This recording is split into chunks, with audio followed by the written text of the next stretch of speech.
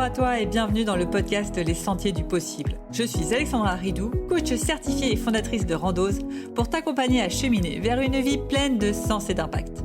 Chaque lundi, je te partage mes réflexions et outils pour t'aider à atteindre les sommets de ton épanouissement. Et les mercredis, je te laisse découvrir une interview inspirante d'invités qui vivent la vie qui leur correspond vraiment.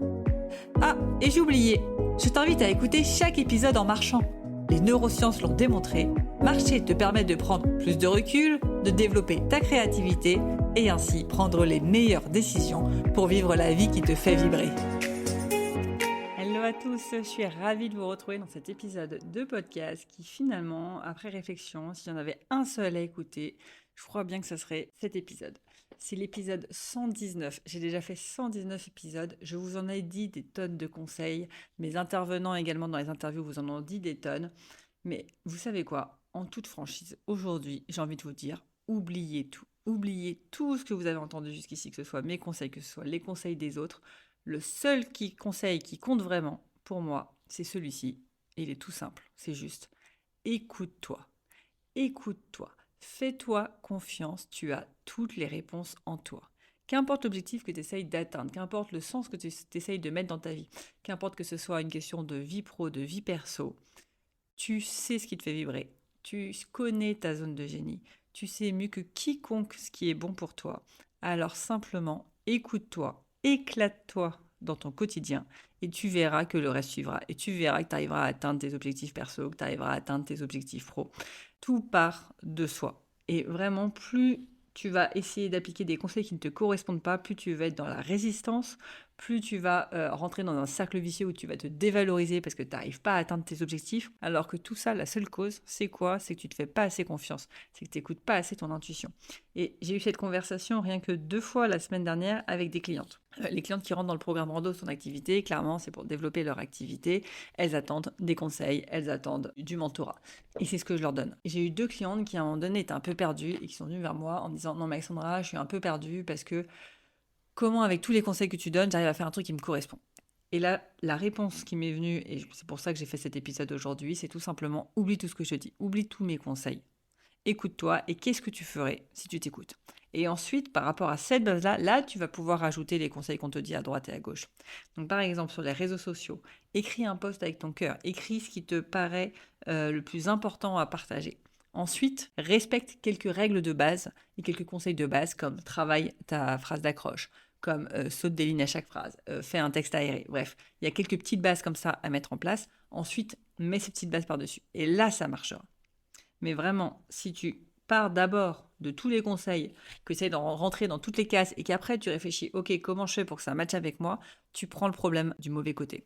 Première chose, c'est trouve ce qui te fait vibrer, trouve le truc qui résoudrait tous tes problèmes, trouve la manière d'atteindre tes objectifs où tu te dis je prendrai du plaisir au quotidien et ensuite vois comment tu peux y ajouter les contraintes qui font que ça va marcher en partant du coup des conseils des uns et des autres qui sont plus avancés que toi. Et c'est d'autant plus vrai pour moi ce conseil si l'argent n'est pas ta priorité du moment. Et je vois beaucoup dans ceux que j'accompagne qui finalement l'argent c'est pas la priorité. Bah, si l'argent n'est pas une priorité, vraiment t'embête pas à essayer d'écouter le plus possible les conseils des uns et des autres. Trouve d'abord ce qui te fait vibrer et t'as le temps pour que ça ramène de l'argent. Si par exemple on parle d'une problématique entrepreneuriale. Donc, et tu verras que l'argent suivra si justement tu es dans une énergie qui te fait vibrer, si tu es dans une énergie positive. Alors que si tu te fais violence, si ça se voit que ça te saoule par exemple de poster sur les réseaux sociaux, ça se ressentira et tu n'auras aucun résultat. Donc si l'argent est ta priorité, tu auras normalement la motivation pour faire des choses qui ne te correspondent pas et ça marchera. Et une fois que tu auras l'argent, là, tu vas commencer à rechercher du sens et à te dire, OK, comment je peux faire pour que ça soit aligné à moi ?